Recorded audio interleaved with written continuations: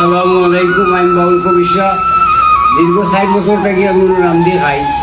আমার সংসার নাই। আমারে আত্মসাৎ করিয়া বেরেকমিল করিয়া আমার বহু পুরা পুলিশও আমারে ফালাই গেছে। আমি ওখান বিছনাখান দেখাবো, আমিও আছি। আরও তো আমার কাছে ছিল, আরও তো আমার ডেলিসকি ওটা আমি ওর রান্ধি ওগুলো খাই।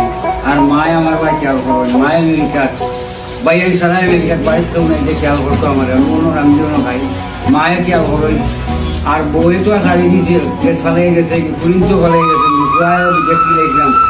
আমি বলে গেছিলাম জানি না আমার ভালো পিঠা, আপনারা আমার ভাই খেয়াল রাখুন যান। শিক্ষক দিন আমার তো আর যাওয়ার দেখা নেই, করবার দেখা নেই, শান্তি নাই, মাতবার দেখা নেই। আমি বড় আমার লক্ষ লক্ষ টাকা আত্মসাৎ করে বলছি। আমি আমার রাস্তার বিকারি হন, আমি চলাফেরা করি।